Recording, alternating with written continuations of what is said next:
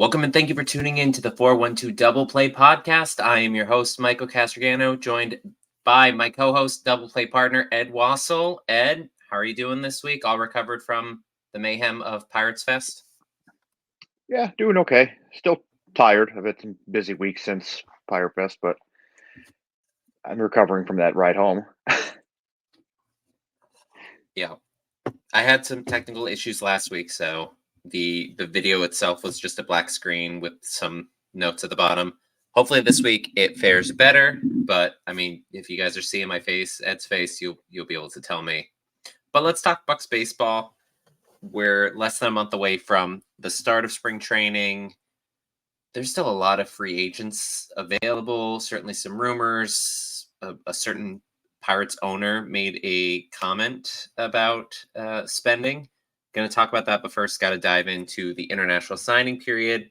Kicked off this past week. Pirates locked up a number of players, 21 in total. If you're watching on YouTube, they're at the bottom of the screen right now, but many of them are ones who they were tied to. I mentioned last week, Braylon Brazoban, outfielder from the Dominican Republic. He signed for $2 million, was the highest one. He was, I think, 35th overall or 38th overall per MLB Pipeline. Adbiel Feliz, a shortstop out of Dominican Republic, signed for $1.2 million. Another one, I think he was 50th on MLB Pipeline. So those were the two top 50 guys that the Pirates were able to sign. But it's such a crapshoot with all of these players. And it's kind of been an item of consternation for the Pirates and for Pirates fans because we've had so many players like Rodolfo Nolasco, like I'm trying to think. There was a pitcher a number of years ago who was supposed to be like the next big thing, and they gave him like $3 million bonus to sign with them, and I don't think he made it to Double-A. Trying to remember the name. I should have looked this stuff up earlier. But what are your thoughts on signing players and getting excited about these types of prospects? Obviously, we've had a couple who have been exciting over the past couple of years, like Tony Blanco Jr., Shaylin Polanco, and then going over to the Asian markets, Jeonchuk Chim from last year, Po Yu Chen, Shang-Chi Chang. But like as far as Dominican market, that like we're signing 16, 17-year-olds. Is there a reason for fans to be excited about that, or should they temper expectations because they're so far out? Well, that's what I was going to start with was, we're signing kids essentially. I mean, a few years younger than what you would get in the amateur draft. So it's hard enough to get excited about kids coming out of high school that you've seen that are, not quite men yet, but close to it. I mean, we're already connected to what, like a couple 14-year-olds for like the 2026 class. So, I mean, well, they scout them for years in advance. They're talking to their families. Like these guys have all been, and that was the thing. They had this big ceremony this past weekend on either Friday or Saturday, and one of the speakers mentioned how they've all been together for several years. They take classes in learning English so that when they make that jump, when they're actually able to sign, which makes it a little bit suspect overall because like they're technically not employees of the Pirates, but they're doing all this stuff. I don't know.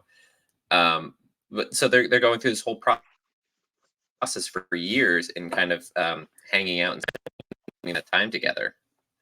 So I wonder what kind of like training exactly they go through in that time. Well, I'm sure it's pretty intense training. Some of the notes. Oh, go ahead. I said I'm sure it's pretty But I wonder if it training. is specific. Yeah, but I wonder if it is specifically to baseball or if it is like broad orientation. I think next time we talk to Mackie, because he was just down there, we'll have to ask him about that. And I'm going to touch on Mackie being down there in a second. I do want to point out a couple, and these names have been circulating. A lot of people have been saying, oh, we signed Iverson Allen. I bet he doesn't like to practice. outfielder out of Panama. Reason why he has his name is his father was on the Panama national basketball team and really liked Allen Iverson. And now he likes Iverson Allen, his son. We also signed Anthony Sosa, shortstop out of the Dominican Republic. He is Sammy Sosa's nephew. He looks a lot smaller than he potentially will look in a few years. And Erwin Ramirez, a right-handed pitcher out of Venezuela. These are the only guys that I really know too much about. He was hitting mid-90s on his fastball. And again, they're 16, 17 years old. Like at the earliest, they turned 17 this year. So, like you said, a bit far out. They're probably going to go to Dominican Summer League. They're going to be in the complex for at least this year and probably next year, unless they just shoot up the charts and end up in Bradenton. But this is a way that you supplement the floor of your farm system. And some of these guys are going to hit, and they're going to at least move into Bradenton, into Greensboro eventually. But yeah, it's pretty far out. Some of the top talent throughout the league was through international signings. So I'm not saying don't be excited about them. It's just, I think it's more of a crapshoot than the amateur draft. It seems like a lot of the top players end up in MLB from international. You look at Fernando Tatis Jr., Ronald Acuna,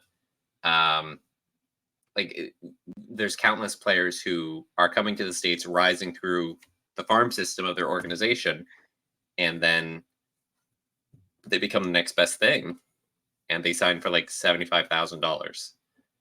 Yeah. So you never know. I'm not saying one of these guys is going to be the next Tatis, but it's not impossible. So, talking about Nutting's comments, Bob Nutting, Robert J. Nutting, who is president, CEO, whatever, of the Pirates board. And this past weekend, he sat down with Jason Mackey of Pittsburgh Post-Gazette. And it's based on the article for the interview. I'm assuming, because we know Mackey, we've had him on the show a couple times, I'm assuming Mackey wasn't leading him with these questions. But it seems so out of character because Nutting's comments basically were, we're not as far along as I expected us to be, as far as like getting free agents and getting, I guess, trades and supplementing pieces on the team. Because he's always had, and I was like messaging with some people, some other Pirates fans about this. Nutting has this reputation among fans, and I think among other baseball teams, as being a skinflint, as you know, the Ebenezer Scrooge who gets visited by ghosts every Christmas, and he just ignores them because he's like, I saw you guys last year, get over it. But he's coming out and saying, oh, I expect us to be spending money. Do you see that as a truthful, like hopeful admission from Nutting? Or is he deflecting the what's happening right now? Because he is the one who controls the payroll. He is the one who says how much money Cherington can spend. If Cherington says, hey, I want to offer $700 million to Shohei Ohtani, Nutting is the one who says, no, you 100% can't do that. Not saying that was going to happen. That was obviously not an option, but there have been free agents that we've been tied to, and whether we've been outbid or because of the way that the free agents wanted their contracts set up with option years or opt-outs, the Pirates have not been so keen on allowing that sort of thing. So, very long-winded question. What are your thoughts on Nutting's statements? Yeah, I almost forgot your question because of how long it was. No, I think I want to say it was like half truth. Like there was some deflection there, but you and I were just discussing before we got on about Sean Manaea being someone who the Pirates offered a considerable contract to financially as far as the Pirates go, and he decided to take less to play for the Mets. So I think not necessarily when the owner, less. It's not necessarily Well, that we outbid, but it was at least a comparable deal from what I've heard, and he decided that he wanted that market. right. But when the owner finally decides to open up his wallet and it's not happening now,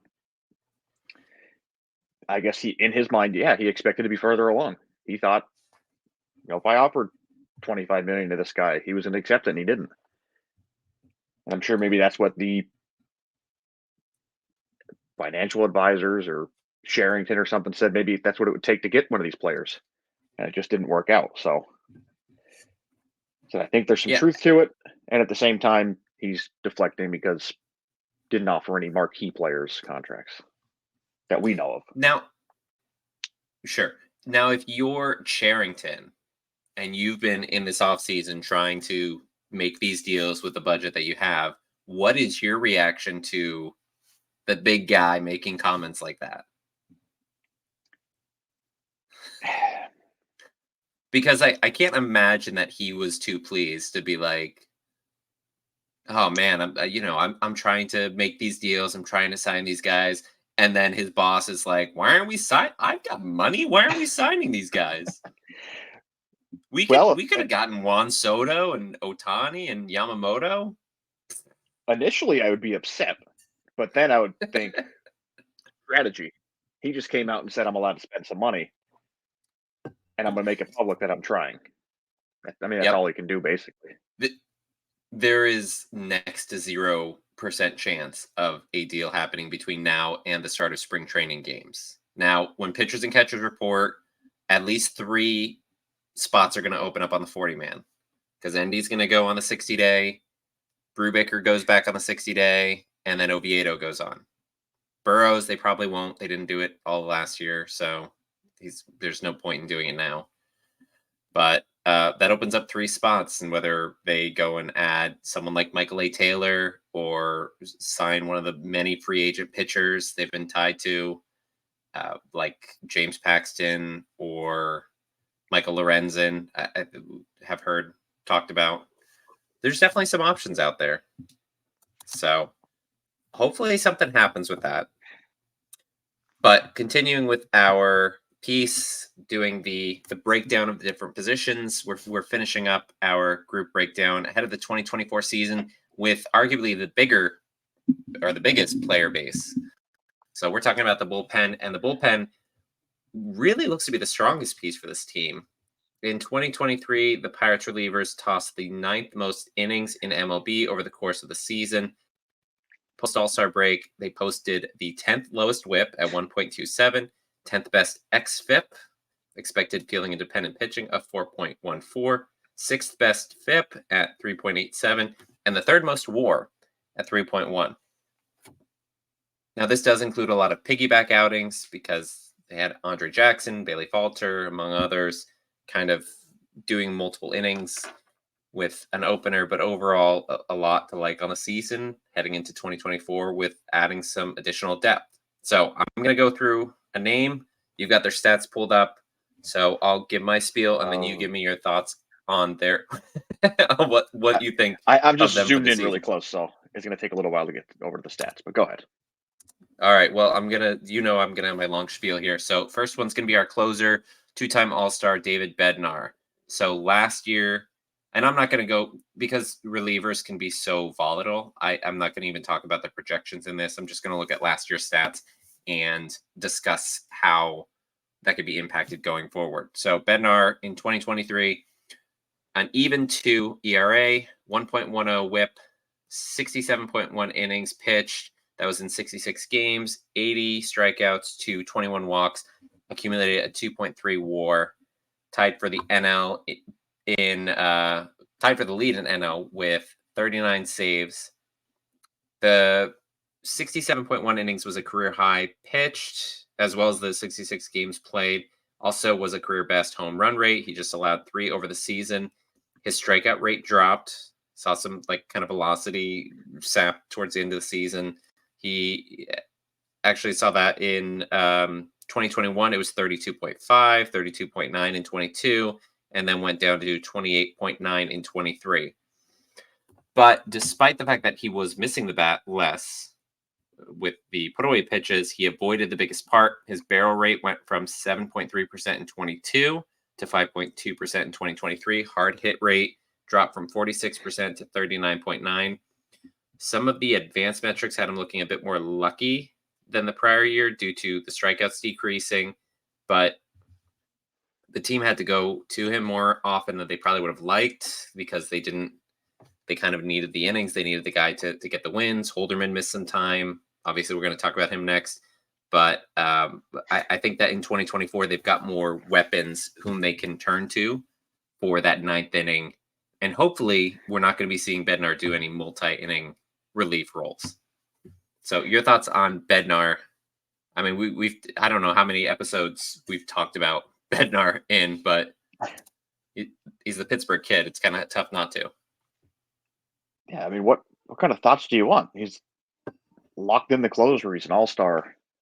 I mean, the only thing I can say is that you said you felt like, according to the stats, he got lucky or seemed to be more lucky this year. Yeah, his fielding independent pitching was higher. I think it was like 2.7 something. Yeah, well, and then not a lot higher, but he wasn't completely missing bats and getting all the strikeouts that he was, but it also helped with the barrel rate and stuff like that. You know, they were making more contact, but it was weak contact. So I'm fine with that.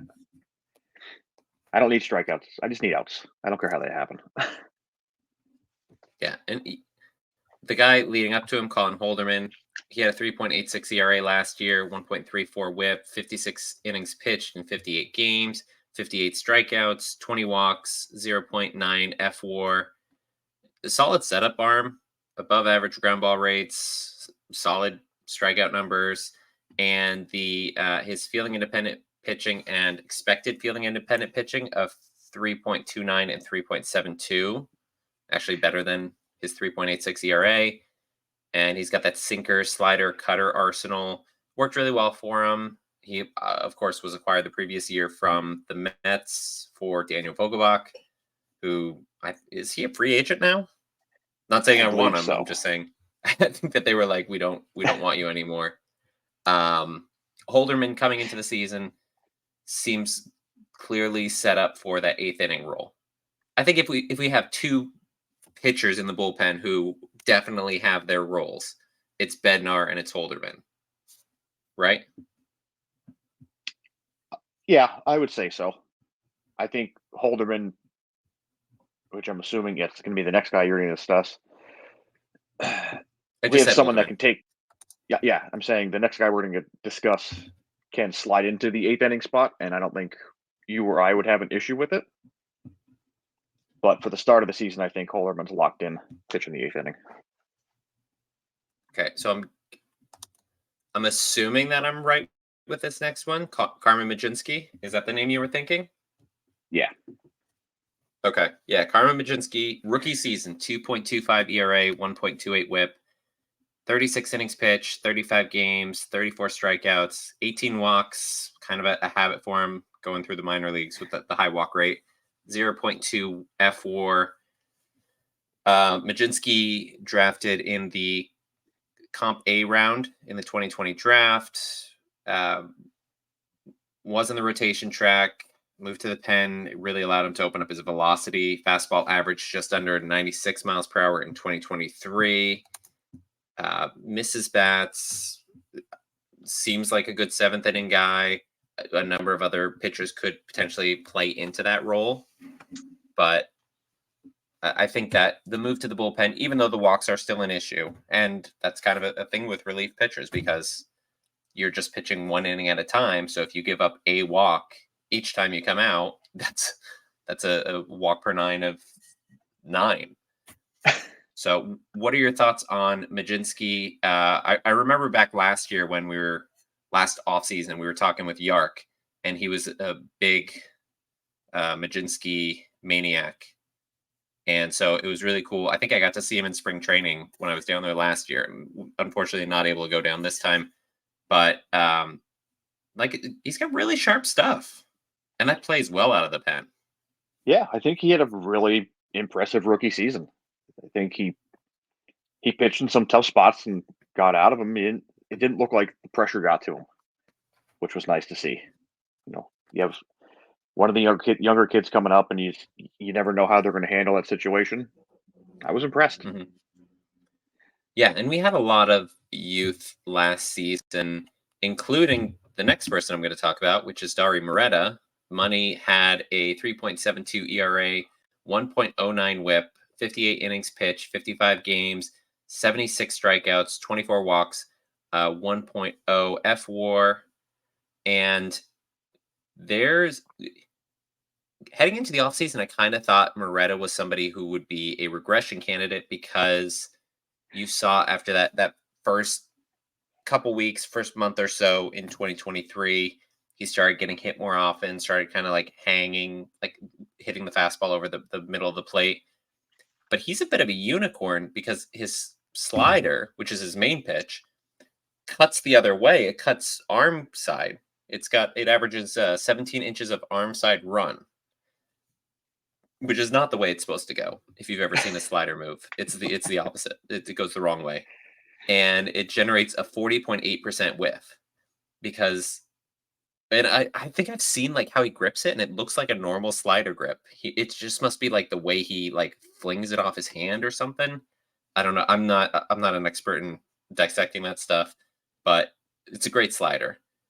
Last year, I mentioned he had a strong start, actually had a strong finish too. Got into trouble in the middle, went down to Indy for a bit, came back. Peripherals 2.93, feeling independent pitching, batting average against 184. If he can keep up what made him successful in 2023, he could potentially improve his numbers this year.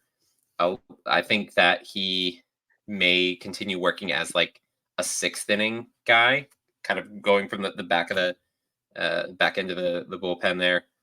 And so he's the first guy who's called upon when the starter comes out.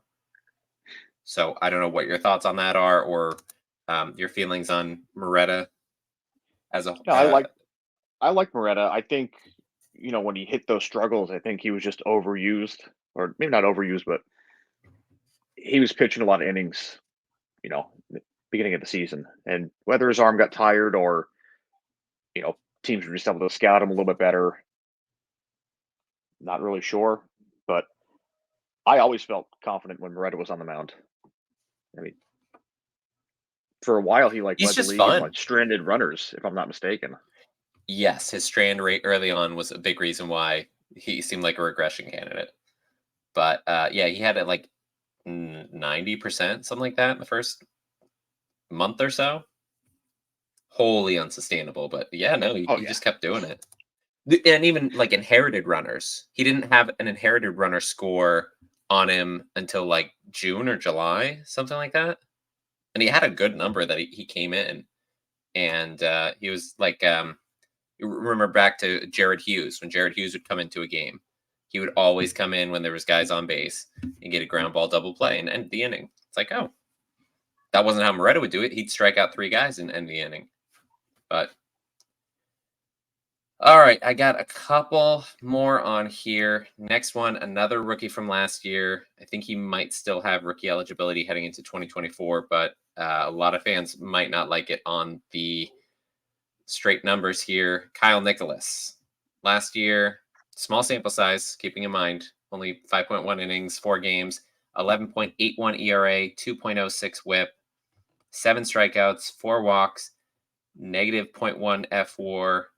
It's not pretty numbers. Minor league stats were a bit better: 5.2 ERA, 1.52 WHIP, 98.2 innings pitched, 127 strikeouts, 52 walks, 35 games.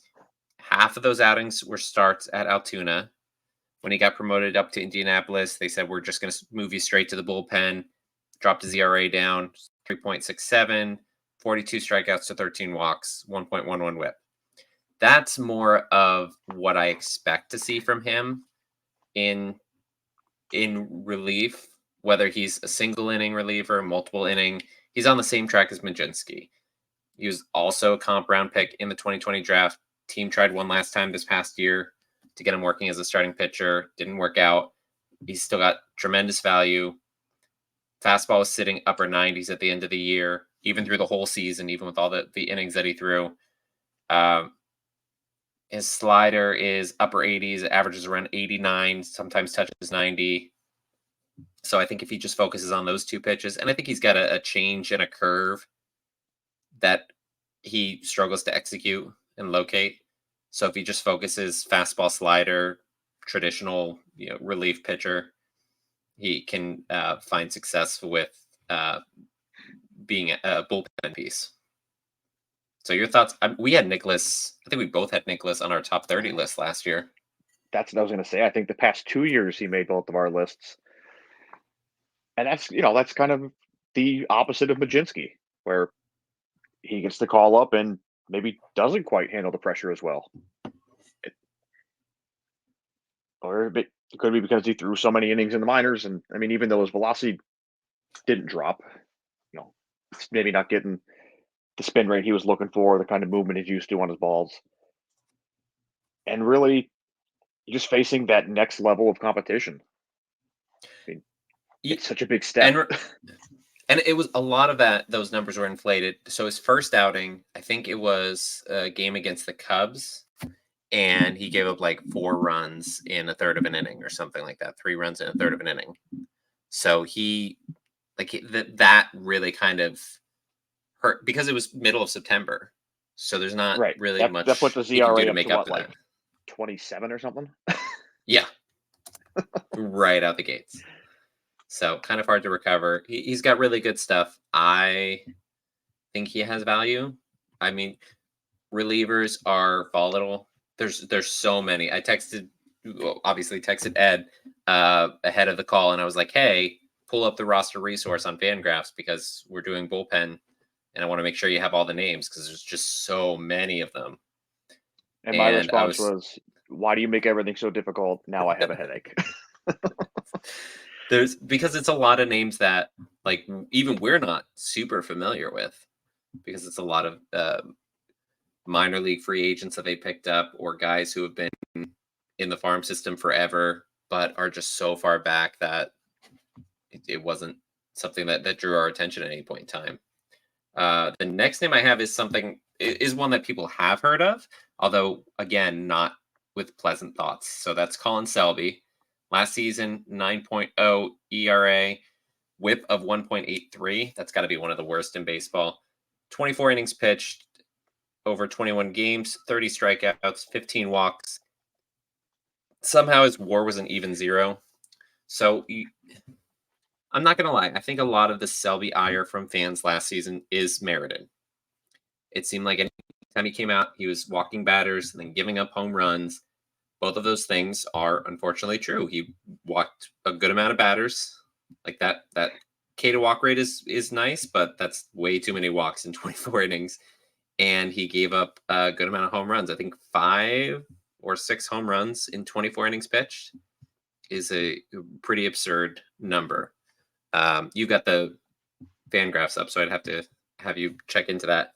He did get some bad luck. Doesn't give me all those stats, surprisingly. Well, if you click on his name and then look at I can pull it up too when you're talking. So his opponent's BABIP was 385 despite a solid ground ball rate, 49.3%, with some, I don't want to say some better defense, but with more rangy defense on the left side because shortstop was kind of a merry-go-round. Second base itself was really a merry-go-round there. Having a little bit more consistency behind him, hopefully, will be better for him. Could improve given a larger sample size from that 385 batting average on balls in play. His expected ERA was 5.52, still very poor, but obviously a lot lower than 9. Big improvement there. The key to getting better would be avoiding barrels. Kind of obvious. He wasn't able to do that in 2023. Barrel rate, 10.1%. Line drive rate, 24.6%. Hard hit rate, 42%. I think they were all in like the bottom 10% in baseball, maybe bottom 5%. He went surprisingly sinker heavy, part of that ground ball acumen, and it really wasn't working for him. Batters hit 395 against the sinker. His slider worked really well. I think that if he went more in like the Moretta route, because Moretta's slider heavy, and his slider batters only hit 192 against it. Clearly his best pitch. He wants to use it for strikeouts or to get weak contact, but if you're using that fastball, that sinker, tossing meatballs for strikes 1 and 2, you're probably not going to get a shot at strike 3. So, Selby, how many home runs did he give up last year? Before I have to look it up. I just had it up. I'll get and it. then I thought you were done. No, I haven't. What are your thoughts on Selby? He gave up 4 home runs. All right. So, 24 innings. Yeah, 1 every 6 innings.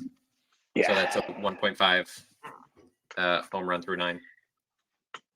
I mean, I know I was excited about Selby last year and was hoping he got called up earlier, and then he had the injury happen. I don't know how much that plays into his poor debut. Yeah. Well, if you remember, I think when we talked to Craig Toth of Bucs in the Basement, he mentioned that Selby was called up earlier than he should have been. Yeah, I do believe he did say that. Now, did he mean it because coming back from injury, or just he didn't think he was ready? Didn't think he was ready, I believe. So, I mean, this is, you guys would have to go back a couple months to listen to that interview, but yeah, we're not going to do that.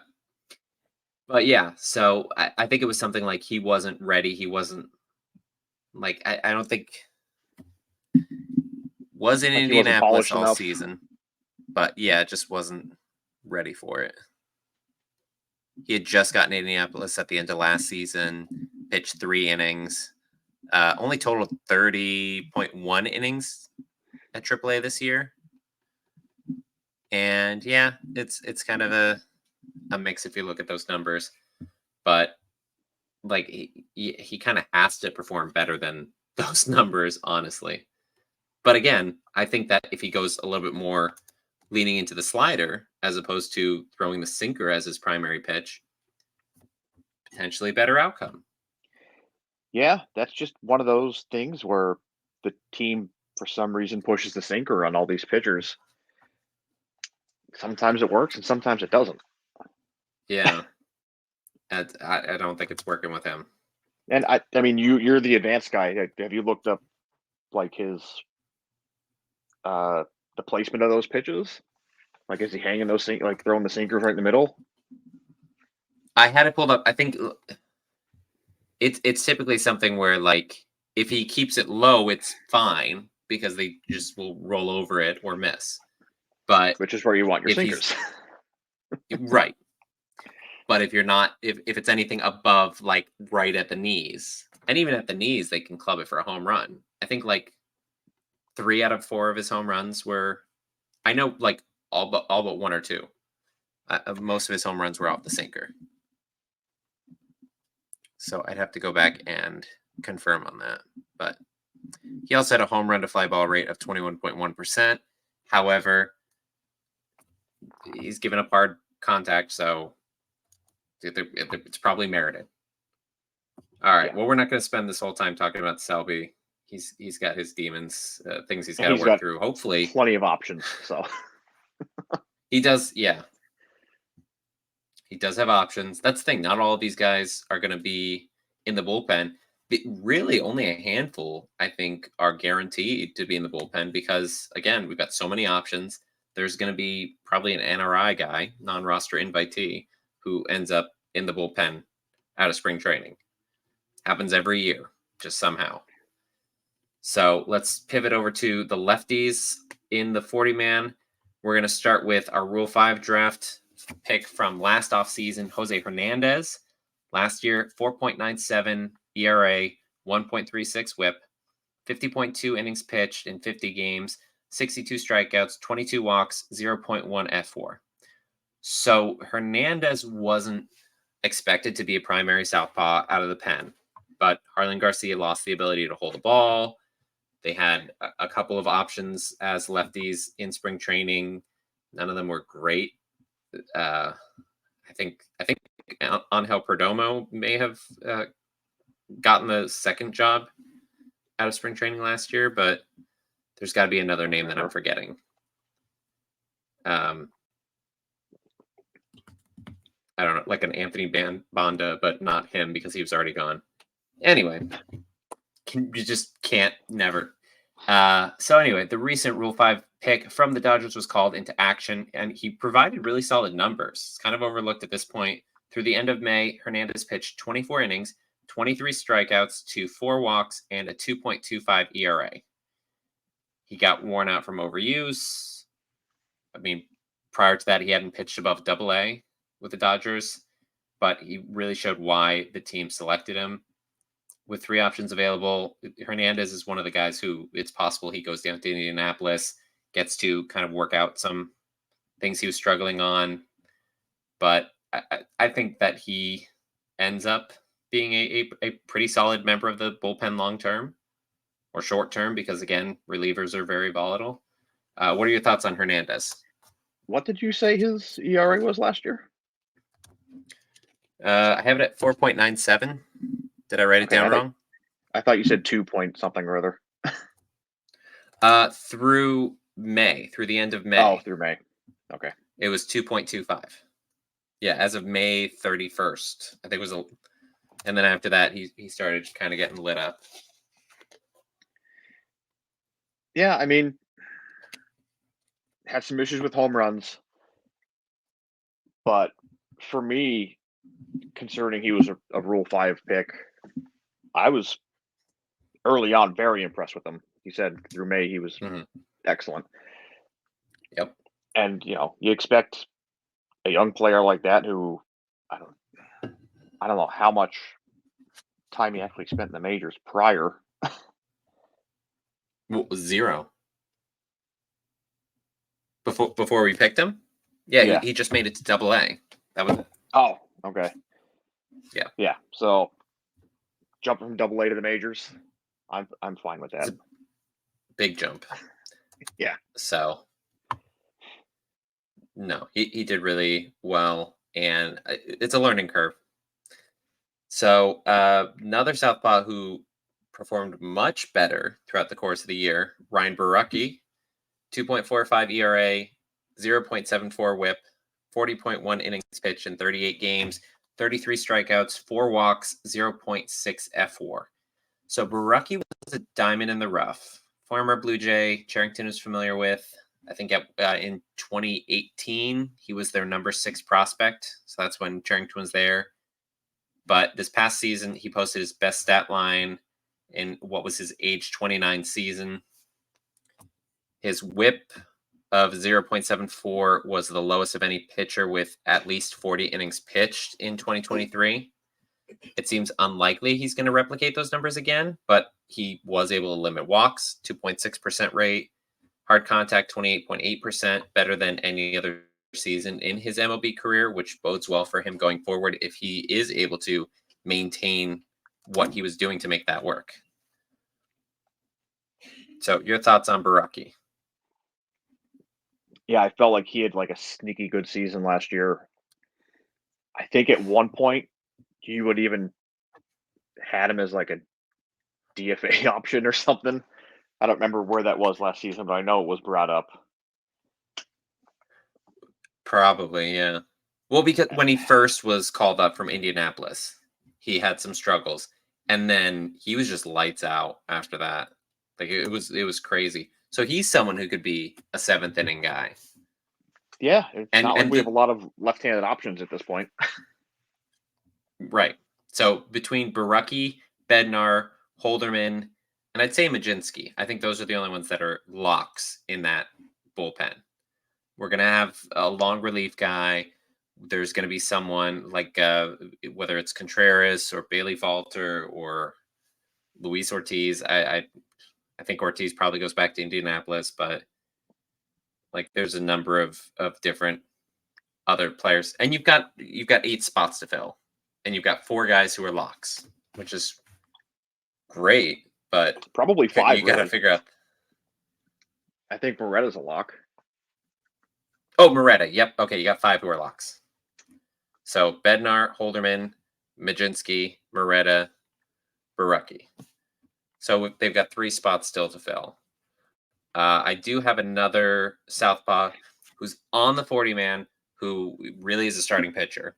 But I didn't mention him last week, so I'm going to just talk about him now because maybe he does end up in the bullpen, which is Jackson Wolf.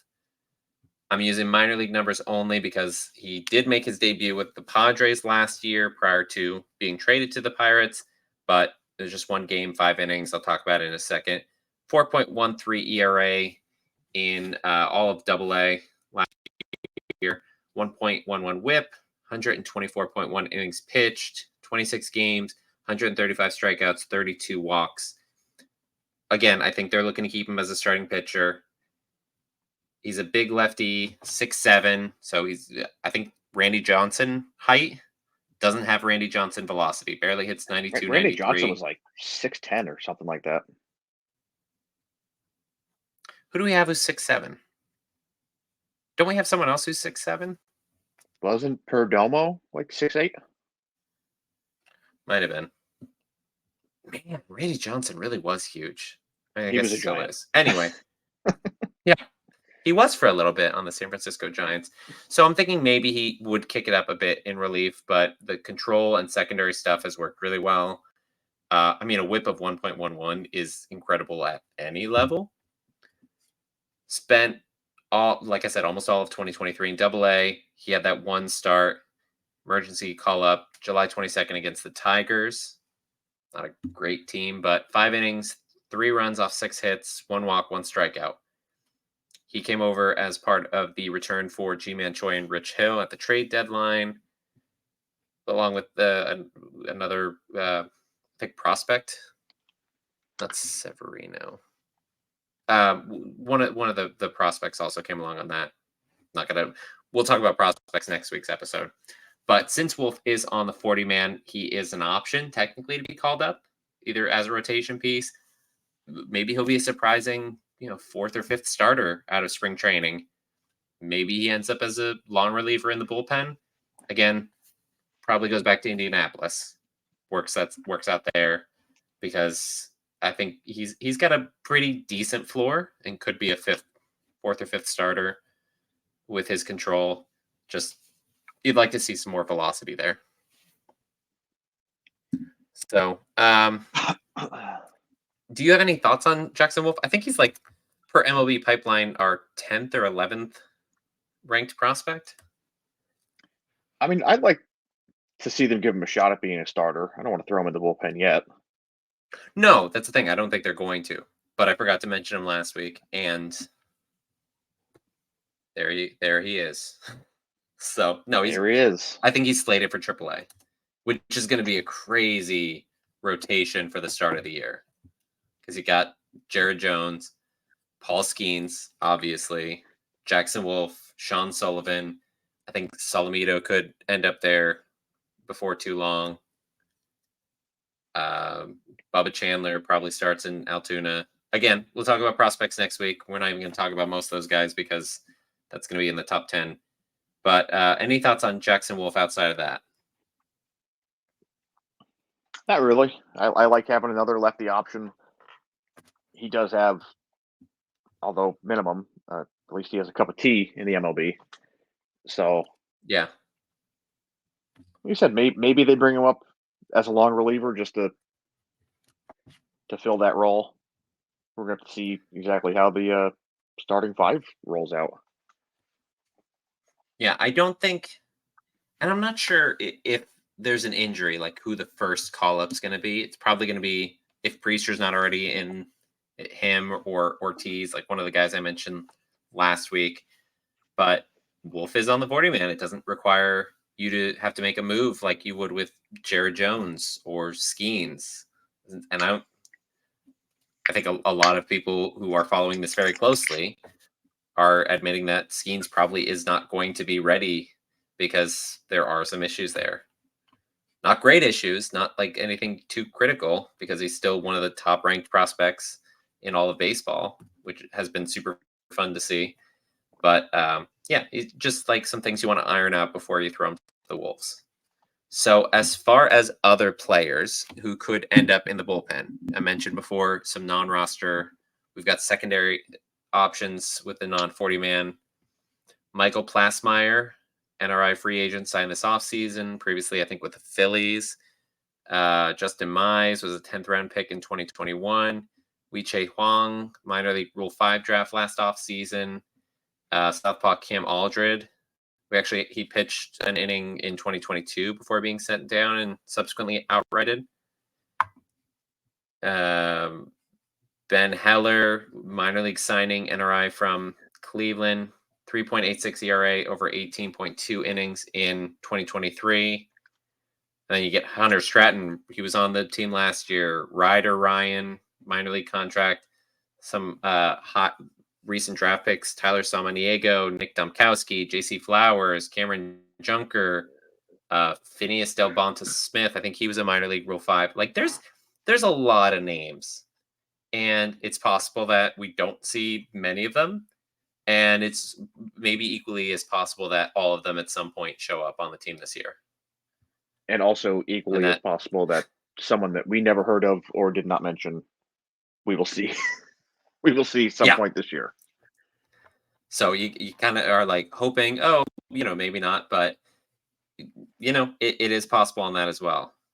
So are there any relievers who I mentioned or didn't mention that you're like, I'm really excited about, like Mize or Heller or any of those guys? I'll say I really like Hunter Stratton, and I think he and Osvaldo Bido were both DFA'd on the same day, and I was much more sad about Stratton because I felt like he had a lot more to offer.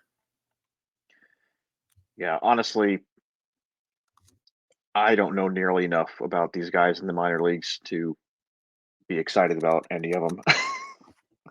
Unless they're like, a household name. Well, Stratton was on the team last year. Yeah, I do remember him, and I hated his last name. Well, you'll be tuning in when certain reasons. Right. Well, you'll be tuning in next week when we start our top 30. We'll be doing our 30 to 21 list. Going through that list. I'm still figuring out exactly who I want in that.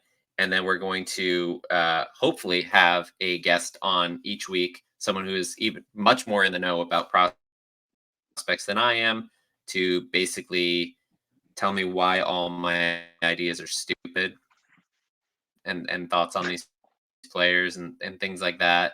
So hopefully friends of the show that we'll be able to get back, talk about that stuff. I mean, I know, Ed, you hate it, but I love going through the top guys we've been talking about the past few years are off the list now. But we got some exciting talent. And I've been listening to a lot of podcasts talking about some of these top guys. It's fun to hear the excitement of people outside of the Pirates organization, outside of our fan base, being excited about some of these guys. I like learning about the prospects. I hate trying to compile a list of them. Yeah. Well, I texted you. This is probably old news for anyone listening, but the Just Baseball group posted their top 15 prospects for the Pirates, and they had an article on their website. They also did their podcast episode, and number 15 they had David Matoma, who was an international signing last year, I think, out of Uganda, the first player ever signed out of Uganda. And I remember us joking about the picture. It's the scout smiling, and then Matoma and Matoma's family all looking so miserable.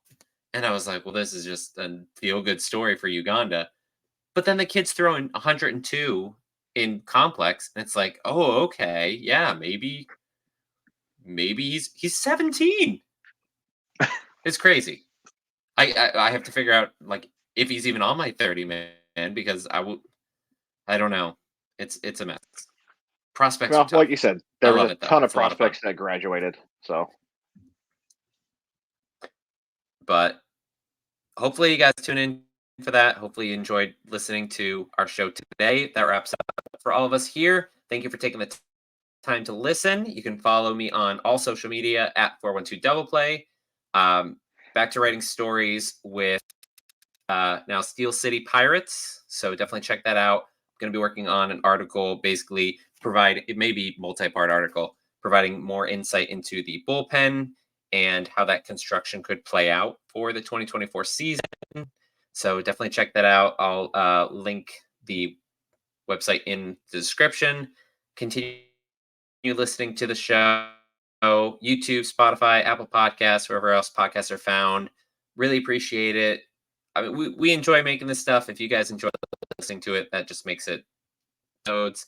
Sometimes it's going to be a little bit off schedule, especially if we can get like a cool guest in or do a live episode.